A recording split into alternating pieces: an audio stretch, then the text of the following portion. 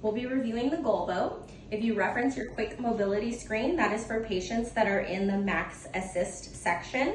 They have no trunk control or the ability to stand up, so you need this to do a total transfer. For example, we'll be going from chair to bed. First of all, the Golvo has to be plugged in when it's not in use. That's how the battery is charged. There is an emergency stop down here.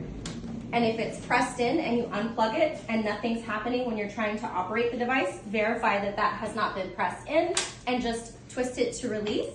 It will not charge if it's plugged in and that is pushed in. You have an emergency release here, so if the patient is lifted and the battery is not working, you can gradually pump that and lower the patient down. You have your handheld set here that does all the operations. You have 2 up and down arrows, and the single up and down arrow goes slower and the double up and down arrows go slow.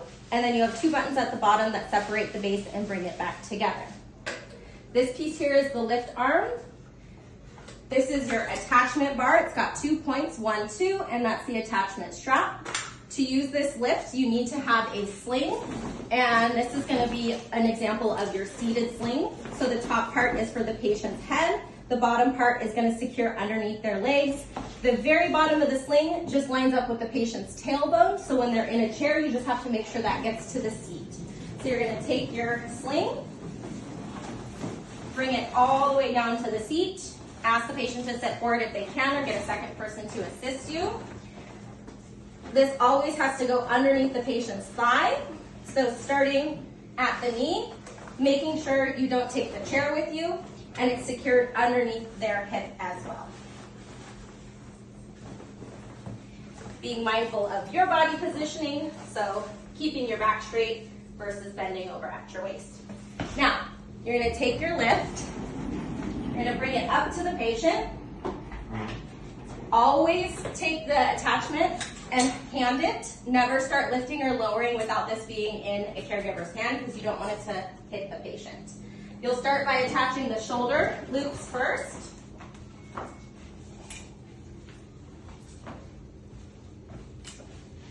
Good? All good. All right. And then you're going to cross. So you're going to take the left leg strap and attach it to the right side, making sure it's all the way secure on the attachment. Taking that opposite one and putting it on the opposite side, making sure it's secure. It is recommended to start with your slower up arrow, so that's the single arrow. That's going to take all the slack off of the attachment pieces. Notice that I did not lock the lift. It is recommended to leave the lift unlocked when you're lifting and lowering. And go ahead and relax back into that sit. Once we verify all those are secure, now I feel more comfortable hitting the top one, and you see how it kind of moved forward. If I had locked the lift, it could have brought her down. Pulled her closer to the left instead, which could cause tipping. So now we're gonna move the lift under the gurney so that we can transfer the patient. And we recommend putting the head of the bed or the gurney up first. We have a little more room to go up now. And position that patient so they're going to sit right in the bed.